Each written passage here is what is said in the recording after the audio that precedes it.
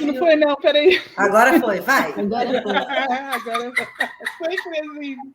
Pegadinha do malandro. Agora vai. Uma deusa, uma louca, uma feiticeira. Ela é demais. Olá, eu sou Janaína Meirima. Eu, Giovana Lobianco. E eu, Nicole Fiuza. E essa é a primeira temporada do nosso podcast, Deusas Loucas e Feiticeiras. E hoje a gente está com mais uma maravilhosa, que é a Leide. Quem é a Leide? É uma especialista em educação financeira e gestão financeira, pesquisadora na área de economia comportamental, mestre em gestão e estratégia de negócios pelo UFRJ e economista pelo UFF, docente, mãe, empreendedora, consultora e gestora de projetos. Trabalhou por mais de 18 anos no mercado corporativo e desde 2013 atua como educadora financeira e consultora de gestão de negócios para empresas, realizando assessoria, mentoria, planejamento, cursos, oficinas, palestras e projetos. Além de amparar o desenvolvimento de modelagem de negócios e o planejamento estratégico para projetos de responsabilidade social, como empresas e ONGs. Cofundadora da Trilhos, @trilhos_Brasil. Tem na economia comportamental e nas novas economias os princípios, campos de investigação e apoio ao desenvolvimento de metodologias capazes de construir o bem-estar financeiro das famílias. É maravilhosa. Esse daí, nem se você quisesse decorar, você ia conseguir. Nunca! Não é impossível essa biografia. É muito mulher. Bem-vinda. Bem-vinda, Leide. Resumindo disso tudo, você é deusa louca ou feiticeira? Olha, eu acho que está mais para sobrecarregada, né? Todas somos. A gente fala que a gente é multifuncional, né? Mas assim, eu acho que um pouco de tudo, né? Deusa louca, feiticeira, sobrecarregada e dá tempo para tudo? Dá. Maravilhoso. E do samba, que a gente estava aqui nos bastidores falando. Já combinando o samba da semana que vem. Eu tenho que botar isso no currículo, porque a gente acaba sendo um pouquinho de tudo que a gente faz, né? Exatamente. É isso aí. Leide, que bom que você está aqui. A gente já estava paquerando, assim, eu ficava vendo seu Instagram e falei, cara, eu estou doida para pegar a Leide para levar lá para o podcast. Porque a gente tem falado muito sobre essa questão da autonomia também da mulher, né, Leide? Por mais que a gente não quisesse, a gente já falou sobre isso em outros episódios, que a gente não, esse não é um podcast feminista, mas não tem como deixar de ser. Somos mulheres e a gente sabe a sobrecarga que é. E ultimamente eu fiquei muito mexida em relação a essa questão. Não só porque a gente vivencia isso, na pandemia, ter sobrevivido, né? Não só ao vírus, mas as questões financeiras também. Hoje, quando eu olho para trás, assim, eu sou microempreendedora da arte, da cultura e da educação. Ter sobrevivido à pandemia é um milagre. Assim, eu olhando para trás, eu falei, nossa, o universo realmente conspirou a favor, porque eu não tinha reservas para enfrentar uma pandemia de quase 2 anos, né? E aí isso ficou muito latente para a gente quando, por exemplo, eu assisti Made, a série da Netflix, né? Quem ainda não assistiu, fica a dica aí de série, mas é uma série pesada, forte, porque mostra a história de uma mãe solo que sai de um relacionamento violento, abusivo, né? Mas enfrenta uma série de situações exatamente por não ter autonomia financeira. É uma coisa que mexe muito com a gente, porque eu acredito que assim, a educação financeira ela se faz necessária a todo momento, mas uma mulher, por exemplo, quando ela se coloca numa situação tipo, eu vou ser mãe, isso deveria ser muito alertado. Você está sendo mãe numa condição que, na maioria das vezes, é claro que existem as exceções, mas porque você está contando com um relacionamento, né, ali concreto, um casamento que você acredita que vai durar, você tem ali talvez o pai, né, ou a outra mãe, né, que é a companheira, você está contando com aquilo, mas e se acontecer alguma coisa, se esse relacionamento não for à frente, se essa pessoa não estiver sempre ao seu lado, o que vai ser da sua vida em ter que tomar conta de um filho, uma filha, ter que trabalhar fora? Como que faz essa equação dar certo?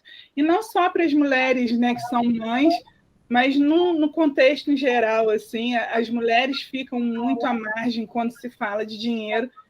E quando a gente te convidou para participar, você levantou uma questão também, que é a questão do abuso financeiro na vida da mulher. Então, a gente queria que você falasse um pouquinho sobre esses assuntos e a gente vai interagindo sobre. Muito legal. Bom, antes de mais nada, queria agradecer o convite. Fiquei muito honrada, muito feliz de participar aqui desse podcast com vocês e poder falar um pouquinho disso, né? O dinheiro, ele exerce vários papéis, né, na nossa vida. E geralmente, a gente tem uma dificuldade de relação com esse dinheiro. A grande verdade é que a gente não aprendeu a lidar com o dinheiro, a gente não aprendeu nós não fomos educados, né, para trabalhar o dinheiro no papel que ele exerce na nossa vida.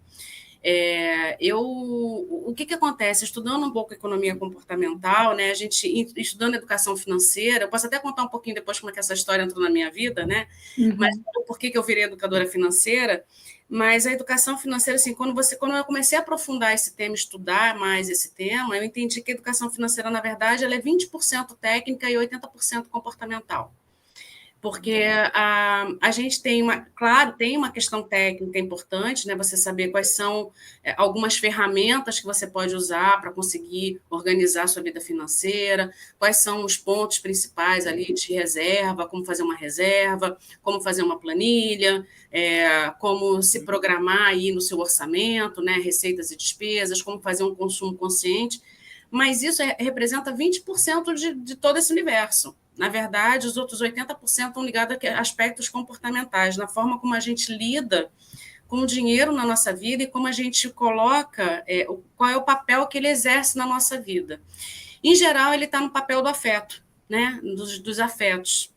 Então, a gente não olha para o dinheiro como um meio de pagamento que ele é. Ele é um meio de pagamento. O dinheiro, na verdade, é uma relação de troca. Você usa o dinheiro para trocar com aquilo que você está consumindo, né? E para construir ali essa relação de consumo com o mundo, porque nós vivemos numa sociedade de consumo, né? Nós vivemos numa sociedade que é capitalista, então o meio de se relacionar com o dinheiro é pelo consumo.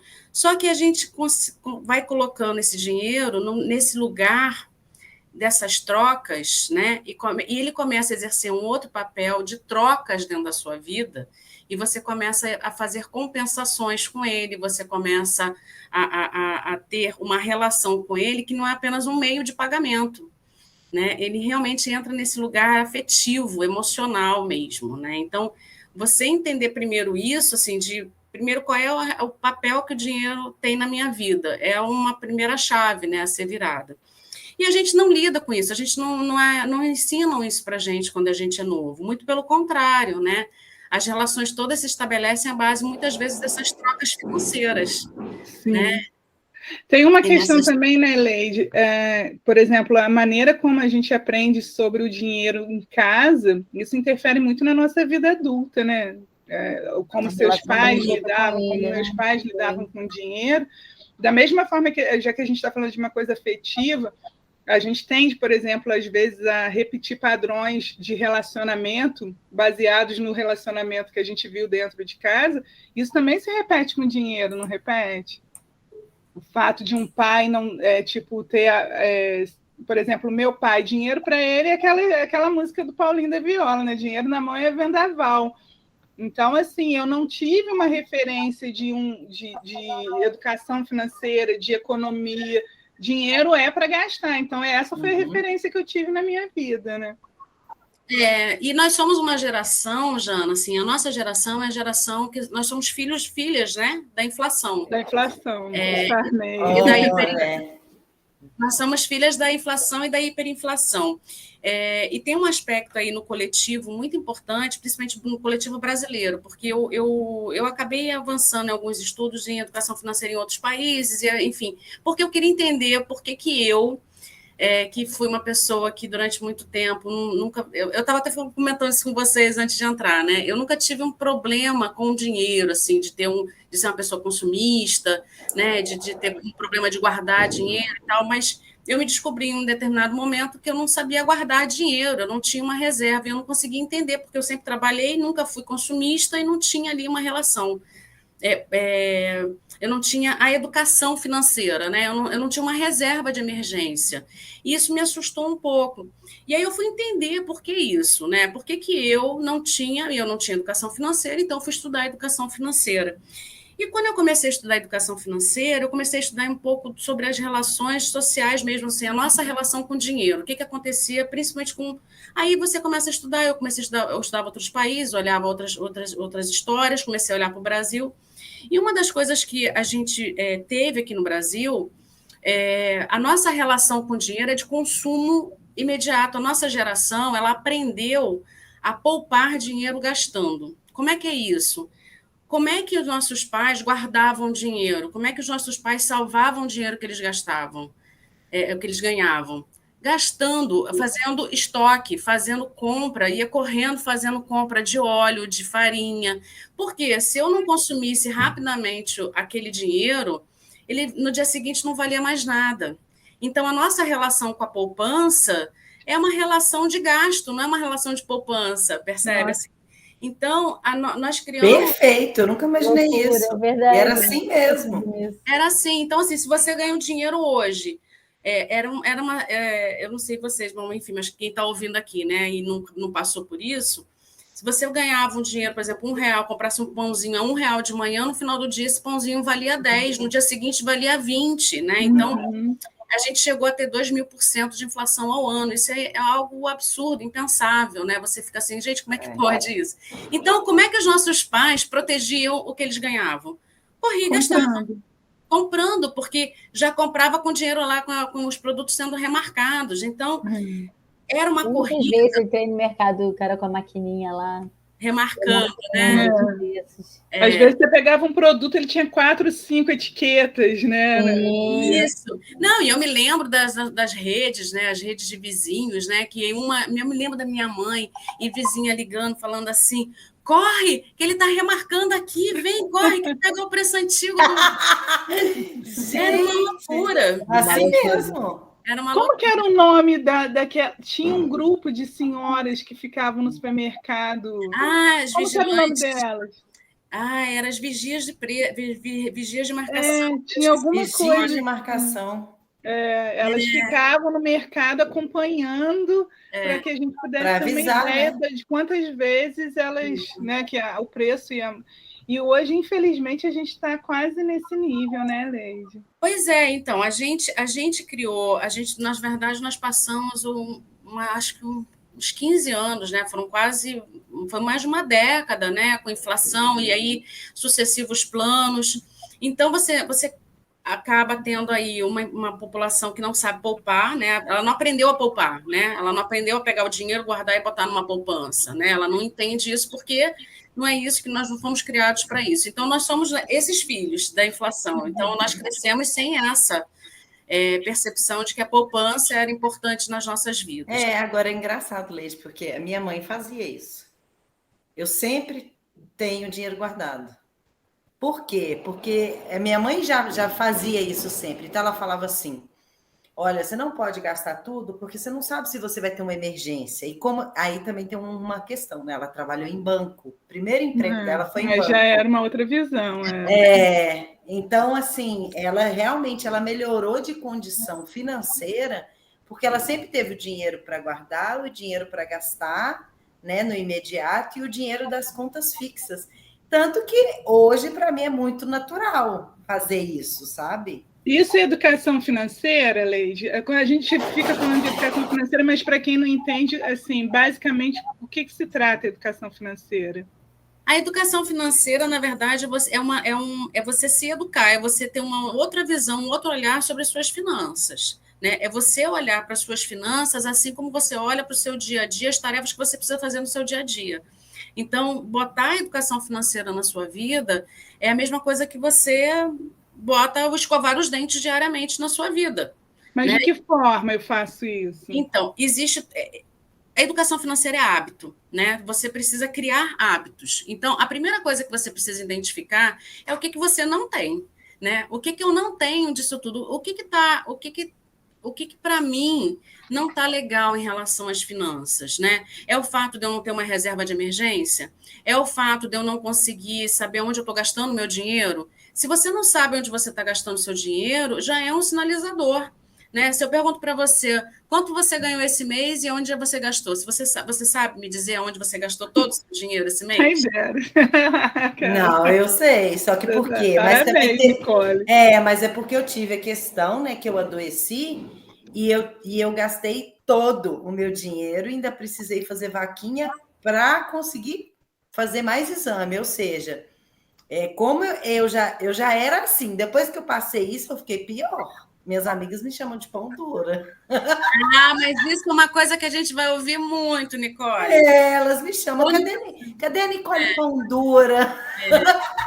Quando você começa a fazer alguns movimentos, as pessoas começam a te chamar de pão dura. Nossa, eu já ouvi muito isso também, né? Pão dura. Mas não é porque você começa a ter outras prioridades. Na verdade, uma das coisas que acontece muito fortemente quando você começa a olhar para as suas finanças de uma forma mais consciente, uma dos primeiros movimentos que acontece é a sua relação de consumo. Você começa a observar o seu consumo e aonde você realmente não está dando prioridade e deveria dar, e aonde você está gastando onde você não deveria gastar. Então, essa relação de consumo é uma das primeiras coisas que acontecem quando você começa a fazer um controle. Aí você me perguntou por onde começa, né? Como é que faz isso? Controle. Primeira coisa que você tem que fazer é botar no papelzinho mesmo, assim, fazer 1 mês, 2 meses de diagnóstico, sabe? É diagnóstico mesmo, assim, anotar tudo que você está gastando, tudo, e bota no papel. Quando você bota no papel, você materializa isso. E aí você começa a observar. Nesse movimento mesmo de fazer um diagnóstico, você já começa a ver coisas e você já começa a perceber gastos que não fazem muito sentido para você. Então, a gente não começa pelo planejar como vai gastar, mas como gastou, né? Porque o como vai gastar, ele te joga com uma expectativa muito alta e você começa a entrar nessa coisa assim, eu já tenho que ter, eu já tenho que fazer. E, às vezes, esse movimento é muito difícil, sabe? Não é do dia para a noite, porque é isso, você precisa criar hábito. E o hábito, ele parte de pequenos movimentos diários, né? É como uma dieta, né? Como exercício, né? Como qualquer mudança, né? Qualquer mudança. Então, essa coisa da dieta é muito parecida, é exatamente isso, sabe? E outra coisa, você vai começar a fazer, você vai começar a avançar e você vai escorregar. E você vai deixar de fazer, aí você vai voltar. É como a dieta. Igual a dieta, igual a academia. Eu já fiz exatamente isso. No início, você escorrega, aí você fala, meu Deus, o cartão de crédito está enorme, o que é isso? O que eu vou fazer? Aí você volta de novo, aí você começa de novo. Eu fui aos trancos e barrancos até aprender a anotar tudo, a ter uma previsão do que eu vou gastar o mês que vem, né? O que eu estou solta. O que acontece, sim, Leide, que eu vejo que é muito difícil é quando entra doença no meio, sabe? Sim. Que é a reserva. Porque aí te diz, a minha vida financeira foi toda pro saco. Qualquer imprevisto, de certa maneira, né?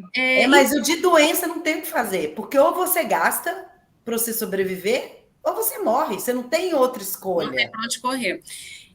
Uma das coisas, né? Uma das coisas que a gente diz na educação financeira é o seguinte: os imprevistos são previsíveis. A gente só não sabe quando eles vão acontecer. Ou seja, os imprevistos na vida eles vão acontecer.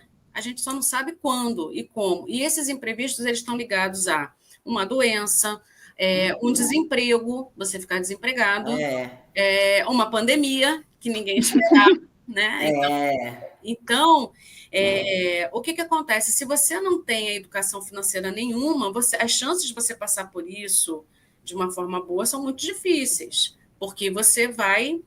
você vai sobreviver, você vai acabar se endividando, e geralmente é uma dívida ruim, é uma dívida que você não controla, é uma dívida difícil de fazer.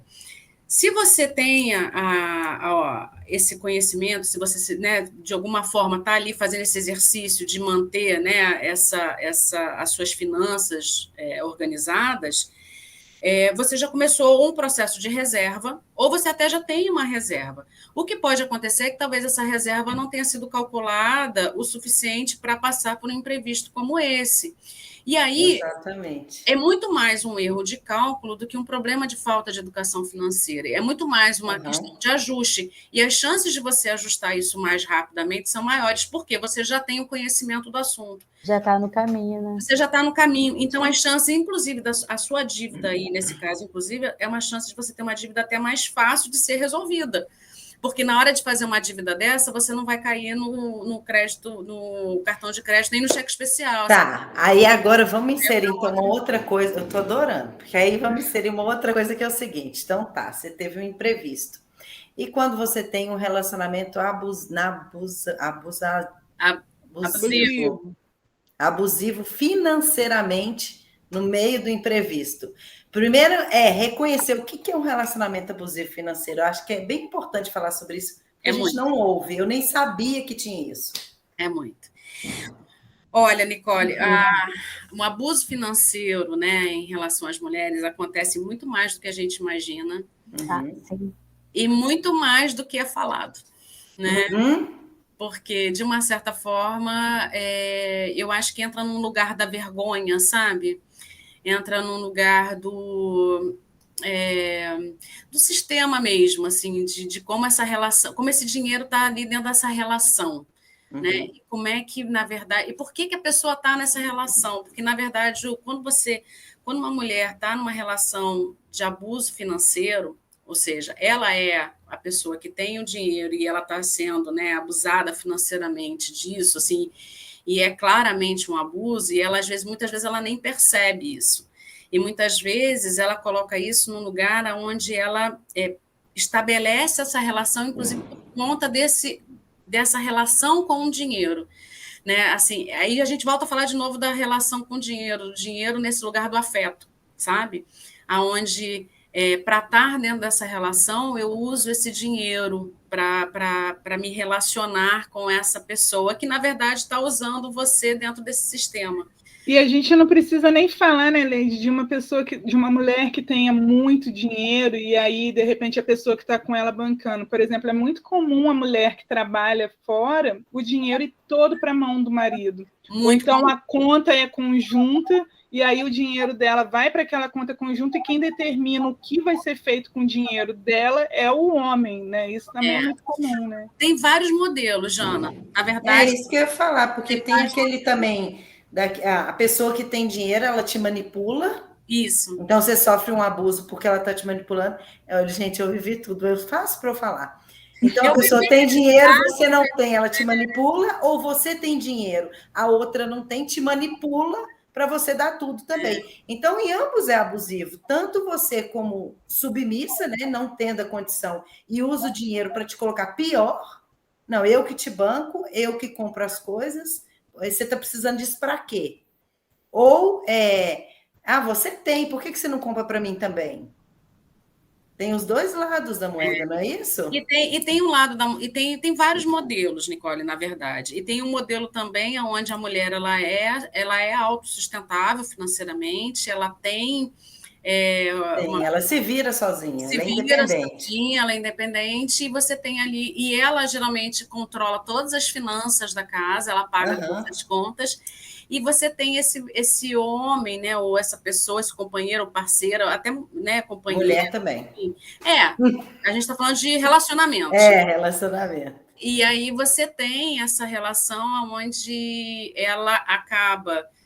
fazendo todo o controle financeiro, então está tudo com ela, e ela que resolve. E aí tem essa outra manipulação, que é a manipulação assim, ela tem mais condições, ela que faz. E ela acaba entrando nesse local onde ela faz isso tudo, né? Onde ela alimenta, na verdade, essa relação a partir dessa relação financeira. Né? E que é muito sutil às vezes, né? Às vezes entra num lugar aí do cuidar dessa pessoa, então esse papel até meio maternal, né? De que eu sou responsável por isso, né? Entra nesse lugar entra no lugar da vergonha, porque, assim, ao mesmo tempo que eu sou responsável por isso, para os outros, isso não pode aparecer, né? Porque como é que é um homem ou uma mulher, ou como é que é essa relação de só eu estou provendo, o outro não, né? Isso acontece, não sei em relação a uma relação com mulheres, né? Mas com homem isso é muito forte. Com mulher também, Neide. Posso te garantir que existe. Eu vou ser trucidada depois que esse episódio estiver bem famoso, mas existe. Eu acho que estaremos trucidadas. Mas a verdade é para ser dita, precisamos. É claro que talvez não seja igual, né? Uma relação, por exemplo, lésbica, você ter essa mesma frequência, né? Porque não é puxando para o nosso lado, mas assim, quando você se relaciona com uma mulher, existe muita parceria de igual para igual, exatamente por sermos duas mulheres.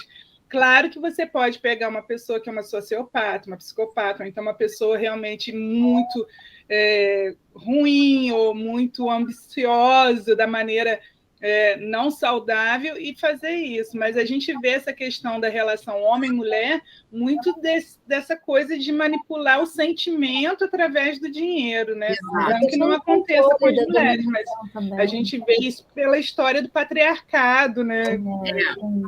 Eu acho que com o homem, né, um relacionamento hétero, né, homem e mulher, isso fica muito forte, né, assim, essa relação do patriarcado, né, essa coisa esse lugar da vergonha, eu acho que fica forte também, né.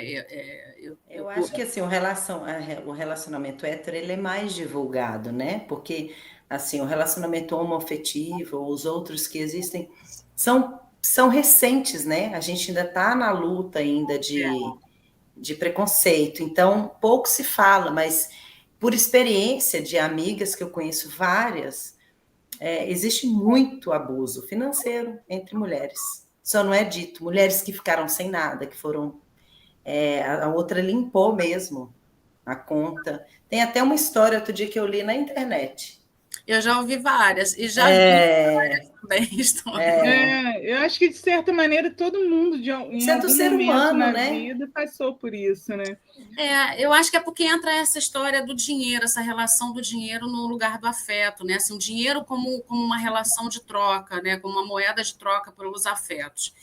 E isso eu acho que é muito importante, assim, quando você começa a entrar nessa coisa de olhar com mais cuidado, com mais carinho para as suas finanças, você começa a se questionar, a olhar para algumas relações que você tem com o dinheiro em relação ao que você faz na vida.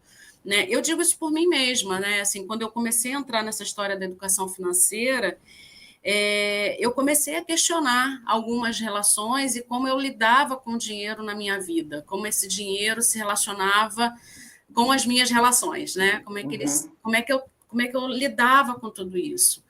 Então, e esse é um lugar muito, muito importante, assim, quando a gente fala das finanças, sabe? Eu acho que a educação financeira é sobre isso, é sobre você começar a olhar para o seu consumo, olhar para as suas relações com o dinheiro, como é que você usa os seus recursos, porque, na verdade, tudo que a gente produz, né, o que a gente está produzindo em termos de trabalho, né, é o nosso tempo. E esse tempo que a gente usa, ele é traduzido no dinheiro que a gente vai juntando ali e guardando. Então, aquilo ali é vida, né? A tua vida ali, é teu trabalho, é você. Então, quando você começa a olhar para isso com esse olhar um pouco mais cuidado, né? Tipo assim, como é que eu uso esse recurso? Esse recurso ele é importante, né? Ele ele está ali para prover coisas importantes na sua vida. E aí você precisa cuidar com carinho disso, assim, sabe? Dar prioridades. E aí acho que ele passa muito pela autoestima, né, Leide? Por exemplo, você estava falando isso, eu lembrei, por exemplo, uma das minhas maiores dificuldades na vida era dar preço para o meu trabalho. Porque aí tem a questão da autoestima, se ela não tiver ok, você falar, não, isso, eu não posso cobrar isso, eu não sou tão boa.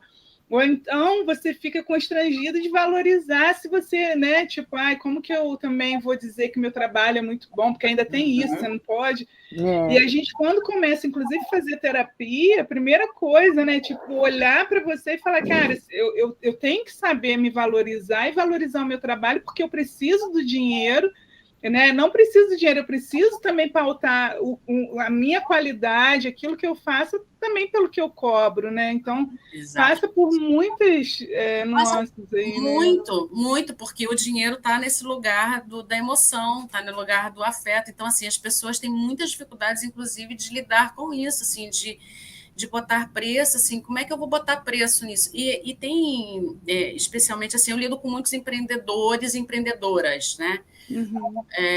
Trabalho muito com microempreendedor, até nos projetos que eu faço, e é muito claro, assim, Jana, assim, a relação das mulheres com essa coisa da precificação, né? E quando a gente vai para a área de serviços, fica mais difícil ainda, porque quando você tem um produto, você ainda consegue materializar ali aquele produto, né? Então, você tem ali o custo dos insumos e tal, você ainda consegue ver o valor ali. Objetificar, né, aquilo. Mas quando é serviço, você está falando do teu conhecimento. Você está falando de tudo que você acumulou ao longo, né, da vida. O tempo que você estudou, o tempo que você estudou. Exatamente, sabe? Assim, horas e horas a fio estudando, né? Madrugadas, né? E aí tem todas as nossas relações de vida aí do dia a dia, né? Casa, a gente está falando disso, né? Casa, filho, e aí você está ali, às vezes, tarde da noite estudando para acumular conhecimento. E a gente está falando disso. E aí você... E tem uma coisa que é a síndrome da impostora, né? Que a gente sempre tem, né? E aí você não consegue precificar. Então, é muito comum ter dentro da área, né, de empreendedoras, né, as empresárias, de uma forma geral, terem muita dificuldade em dar preço para o seu serviço, né, de achar que não pode botar aquele preço, porque aquele preço está muito alto, né?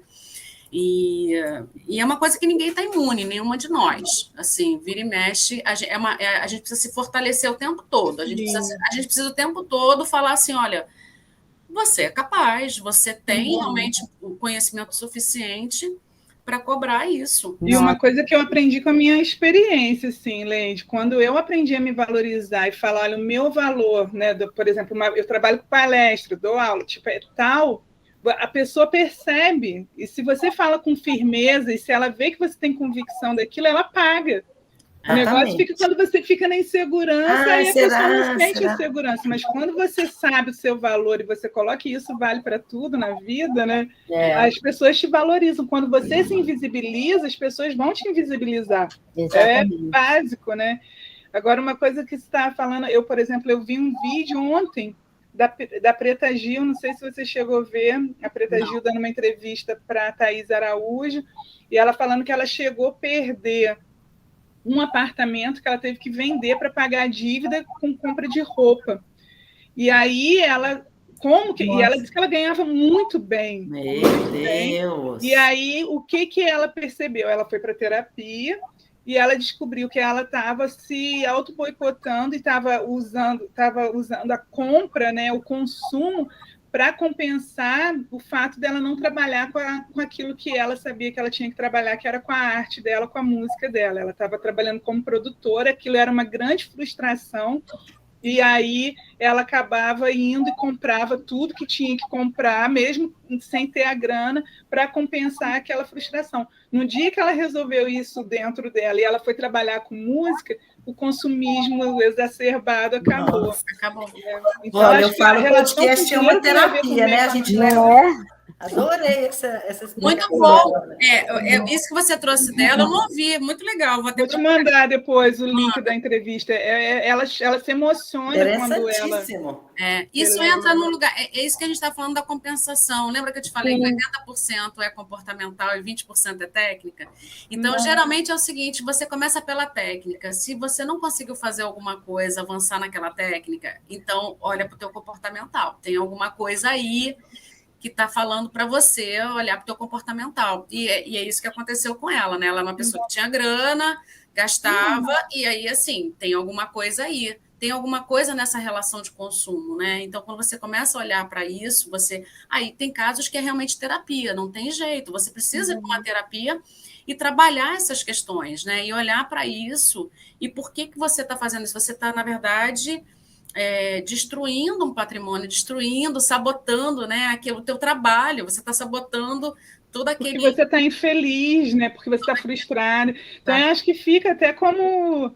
Acho que um recado para quem está ouvindo, assistindo a gente, né? Se a tua relação com o dinheiro não está legal, tem essa parte que você falou técnica, que às vezes é só uma questão mesmo de você estabelecer ali uma disciplina, ou tem alguma coisa ali no teu emocional que está te levando a consumir ou não conseguir lidar bem com o dinheiro. Eu estava falando do meu pai, eu lembrei de uma história que ele contava que isso ficou aqui guardadinho. Meu pai trabalhava na Sérgio, na época, que hoje é Enel, né? E ele trabalhava na diretoria. E aí, uma vez ele disse eu lembro dele contando essa história lá em casa, que o importante não é quanto você ganha, mas quanto você gasta. Que do departamento inteiro da diretoria ali, a única pessoa que tinha casa própria era o senhorzinho da faxina. Isso. Isso é muito forte, né? Porque, ou seja, tinham pessoas que ganhavam muito mais, mas não tinham casa própria, e o tiozinho lá da faxina era controlado e tinha a casa dele. Isso também, né? O segredo é o quanto você consegue, como você usa os seus recursos, né? Como é que você administra esses recursos que você tem, que são os seus ganhos. E, de fato, você precisa viver com menos do que você ganha. Essa é a primeira dica, né? Não importa quanto que você ganha, né? Não importa quanto você ganha, você tem que botar sempre o valor que é valor da reserva, né, de emergência, que a gente chama de reserva de emergência. Isso tem que ser tirado antes dos seus ganhos, antes de você pagar as suas contas. Então, assim, você ganhou um dinheiro, né? Ganhou um salário, ou se você é autônomo, né? Você ganha ali por entradas que são recorrentes, né? Você não tem... Porque tem isso também, né? Os empreendedores têm muito isso. As empreendedoras, elas não ganham de uma vez só, vai entrando ali conforme vai entrando no caixa, picado, né? O que chama de picado. Você já tem que separar aquela parte que é a parte que já não... que você não pode nem ver, já é uma parte que já está na tua reserva, ela não pode existir no seu orçamento.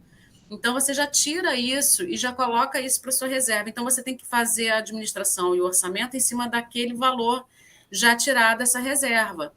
Então, assim, se você ganha 2.000, você já tem que tirar 200 e você tem que fazer conta para 1.800.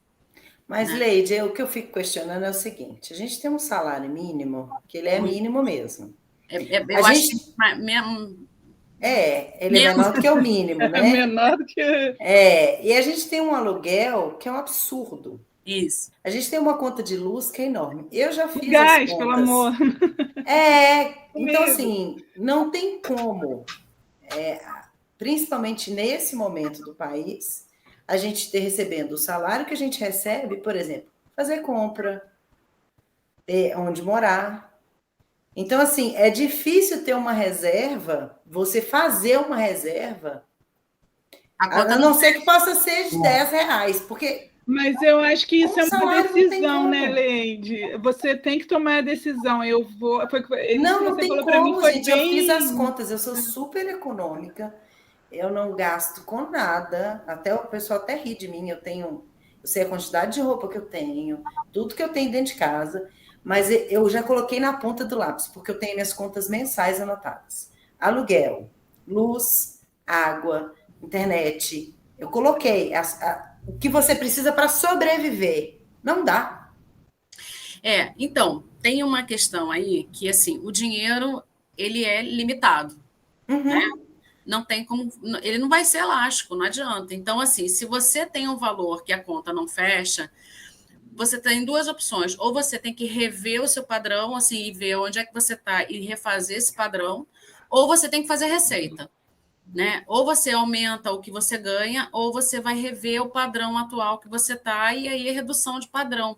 Então, isso é uma questão. Assim, quando você está nesse ponto em que você não tem reserva e não está dando para fazer reserva, tem algumas, assim, a gente faz algumas análises, né? Assim, se é uma coisa momentânea, assim, não, olha, agora tá ruim, mas eu tô vendo que daqui a 6 meses, esse ruim já não vai ficar tão ruim, porque vai melhorar alguma coisa e tal, então eu consigo, então eu fico onde eu tô. Dá para se organizar e Vai se organizando ali, talvez tirar um pouquinho aqui, tirar um pouquinho ali, e vai se organizando até a coisa entrar no eixo. Agora, se você olha para um panorama mais à frente e não vê uma situação de melhora, então precisa se movimentar, né? Precisa se movimentar para fazer outros arranjos. Muitas vezes você vai ter que fazer um arranjo que às vezes não é aquele arranjo que você gostaria de fazer na vida. Mas se você conseguir fazer um arranjo programado, ou seja, não, eu vou fazer um recuo, né, no meu padrão de vida, vou ter, de repente, aí pego alguém da minha rede, ou até mesmo voltar para a casa dos pais, né, tem muito isso também, né, ou pegar alguém para dividir apartamento, né, ou vou dividir meu apartamento, e eu vou fazer isso durante 1, 2 anos, até a coisa entrar no eixo, até eu conseguir fazer receita, ou seja, o planejamento, é aí que entra o planejamento, você começar a fazer um planejamento. Então, isso você só consegue fazer se você tiver um olhar crítico e consciente sobre as suas finanças. Né? Assim, você tem que ser honesta com você mesma de olhar e falar assim, cara, bicho, não vai dar. Essa conta não está fechando. Se essa conta não está fechando, existe qual é a perspectiva que eu tenho? Quais são os planos de ação que eu tenho? Para onde eu posso correr? É aumentar a receita ou é revisar padrão? Às vezes pode ser até os dois. Vou revisar a receita e vou mudar o padrão. Mudar padrão, né? E fazer algo programado. Eu vou fazer isso durante 1 ano, vou fazer isso durante 2 anos, né? E daqui a pouco eu volto, e aí eu consigo estabilizar e volto a poupar, e volto a ter uma reserva, eu começo a fazer uma reserva, né? Então, o que acontece dentro da economia, que acontece nas nossas vidas, e que a gente não aprendeu lá atrás, a gente volta à conversa lá do início, que a gente não aprendeu quando era criança, a economia ela é feita de ciclos. Tem altos e baixos, né? A nossa vida financeira ela também é feita de ciclos de altos e baixos. Então, uma hora você está bem, outra hora você está lá embaixo. Esses são os ciclos que a gente passa. Então, a gente precisa, na hora que a gente estiver no ciclo mais alto, a gente precisa entender que aquele momento é o momento de fazer reserva. E na hora que a gente está no ciclo baixo, é o momento que a gente vai queimar reserva. E está tudo bem. Percebe? Porque a reserva é para isso mesmo, né? O importante é que a gente consiga fazer ela para esses momentos. E você consiga controlar e administrar, né? Então, assim, o que aconteceu na pandemia? E aí a gente volta ao cenário da pandemia. Na pandemia, quem tinha isso, quem tinha uma reserva, pouquíssimas pessoas, tá? Porque, na verdade, hoje nós temos mais de 60 milhões de endividados, acho que 65 milhões de endividados, se não me engano. Uau. Então, assim, poucas pessoas, na verdade, no país tinham, né, condições de passar pela pandemia, tiveram condições de passar pela pandemia por conta de reserva. Muitos tinham emprego e continuaram com emprego e conseguiram passar porque mantiveram os empregos, e poucos tinham reserva, né, desse montante. Muitos foram mandados embora. Muitos foram mandados embora. Agora, quem tinha reserva conseguiu, assim, não é que passou bem, não passou bem, né? Óbvio que não, porque teve que cortar custo, né? Mesmo na pandemia, essas pessoas que perderam emprego e tinham reserva, elas cortaram custos, né? Eu sou uma pessoa, né, que passei pela pandemia com um movimento também de trabalhos completamente diferentes, assim, eu também fui atingida pela pandemia. Mas eu consegui fazendo esse movimento, reduzindo custos, revisando contas, porque eu estou nesse movimento o tempo todo e usando a minha reserva. Isso me deu uma certa tranquilidade para não entrar em desespero, né? Para virar e falar assim, não, eu vou apostar e fazer aquilo que eu preciso fazer em termos de negócio, em termos do que eu estava tocando de vida, né? E tudo mais. Quando você não tem, você aí entra naquela história de você aceita qualquer coisa, você vai fazer qualquer coisa. Então, você passa a não ter muito controle, né, sobre as suas tomadas de decisão. Então, eu digo o seguinte, a reserva ela é um hábito. É um hábito. Comece com R$1 que seja, mas comece, sabe? Se você hoje tem algum nível de receita, começa com R$1. Eu te falei que estava falando que é uma decisão, né, Leide? Por exemplo, eu passei por esse susto na pandemia, já vinha de uma situação de grana, porque, né, essa instabilidade a gente já vem vivendo isso. E aí, quando eu voltei a trabalhar, né, porque eu trabalho no setor de cultura, que foi o primeiro a parar e quase praticamente o último a voltar. Exatamente. Mesmo eu estando super apertada de grana, eu tomei a decisão, eu vou investir. E aí eu peguei uma grana pouquinha, mínima, e coloquei, porque eu falei, eu sei que se eu não tomar essa decisão agora, eu nunca vou ter, porque não sobra mesmo, né? A gente vive ali no limite. Então, quando você falou isso, para mim fez muito sentido, porque eu falei, é uma decisão. É aí, tipo, é pegar o meu salário e já não contar com esse valor que eu decidi que eu vou guardar, porque aí eu vou, dali eu vou me virar, né? Aí é o que eu vou dar mais aula, eu vou vender bolo de pote, eu vou fazer alguma coisa, eu vou botar meu currículo para tudo quanto é área para ver se eu consigo aumentar. Mas a decisão, eu fiquei tipo Scarlett O'Hara, para a galera que, né, tipo, o vento levou, nunca mais eu passarei fome, né? Nunca mais eu passo segurando lá.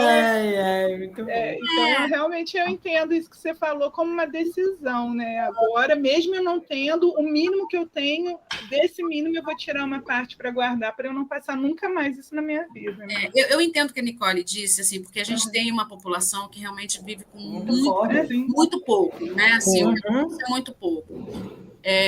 O que, assim, a gente precisa olhar com muito, muito, muito carinho para isso, sabe, Nicole? Assim, o que eu digo para essas pessoas que estão ouvindo a gente, que de repente estão nessa situação de ganhar um salário mínimo, de ganhar muito pouco, olha com carinho para isso, assim, tá? Qual é o padrão de vida que eu preciso ter para conseguir viver com o que eu tenho? Eu tenho que ter rede de apoio, eu vou ter que me juntar com outras pessoas, porque às vezes também se juntar com outras pessoas, né? Você tem momentos na sua vida que você pode fazer isso e pode ganhar força. Durante a pandemia, isso virou, inclusive, né, no Rio, muita gente foi morar junto, fazer comunidade, mães solos foram morar juntas, né, para exatamente ter essa redução de despesa.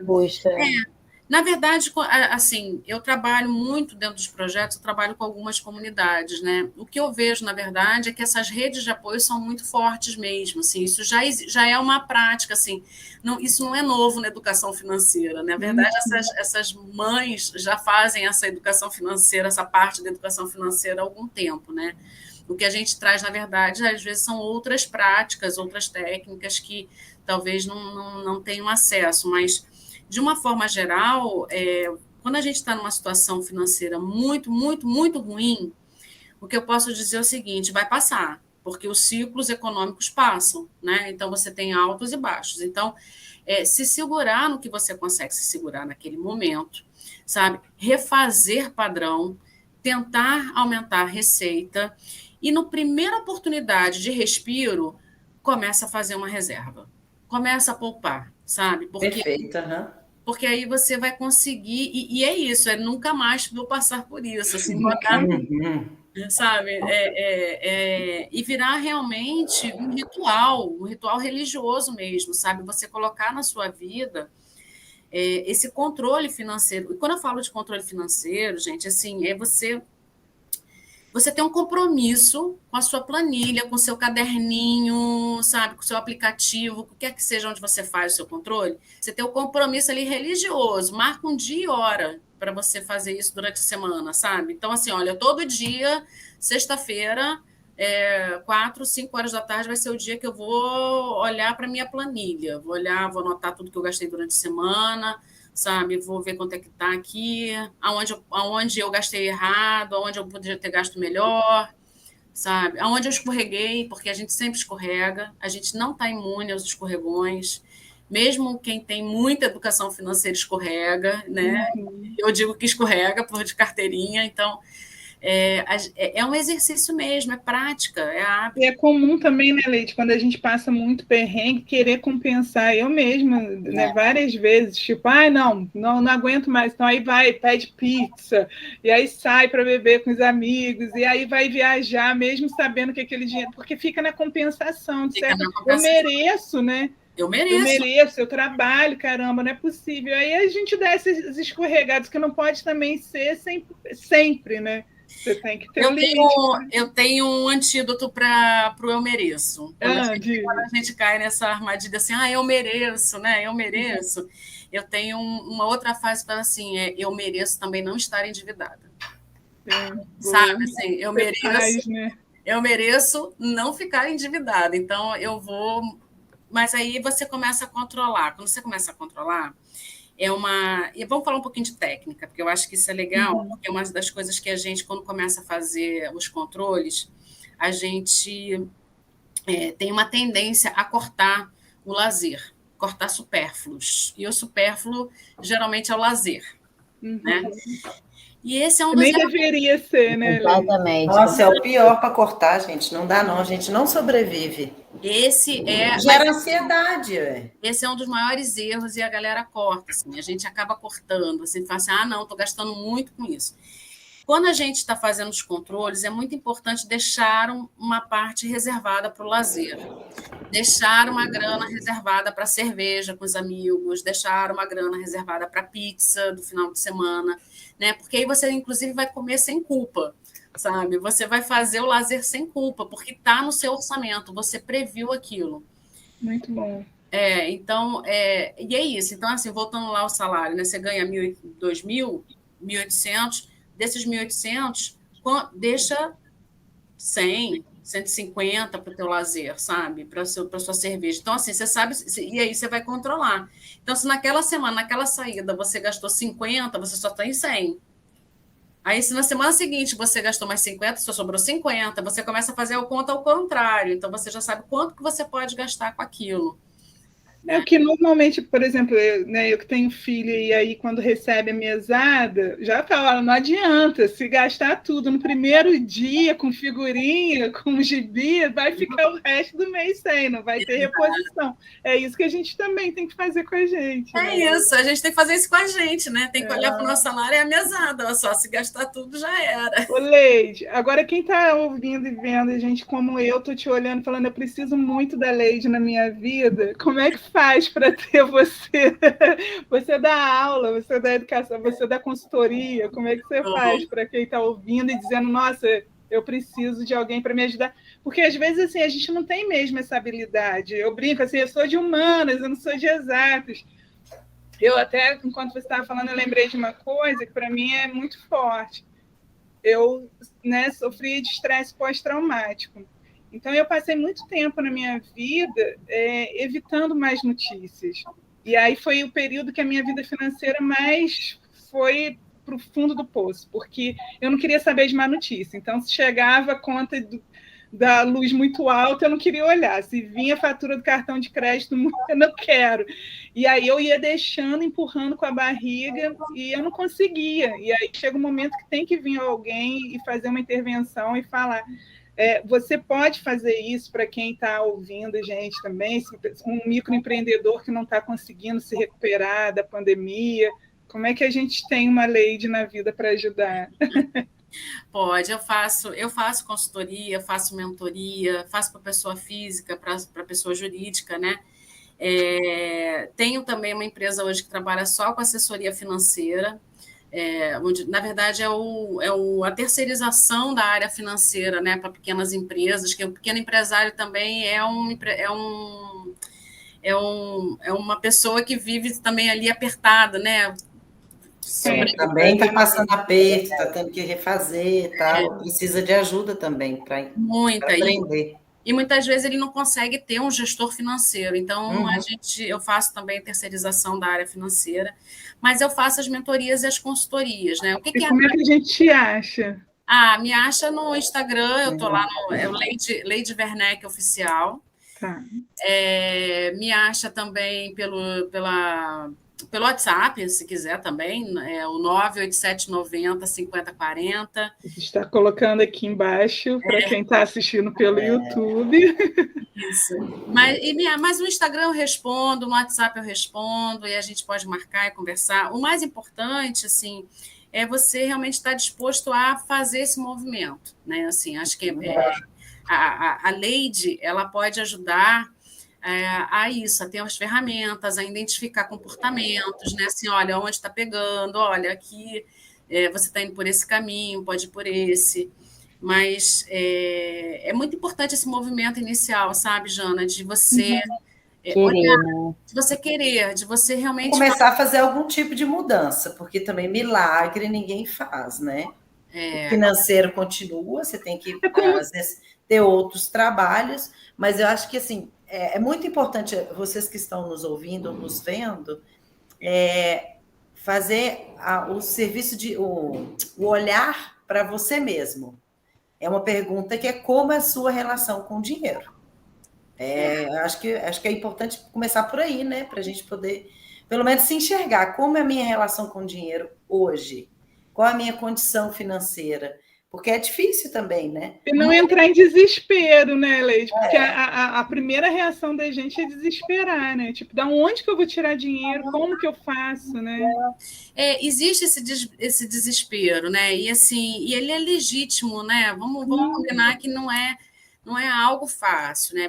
Por N motivos, porque a gente não aprendeu a lidar com isso, a gente passa por um sufoco muito grande quando a gente fala da situação atual do país, a gente está voltando aí um processo inflacionário de novo, onde os nossos salários não acompanham.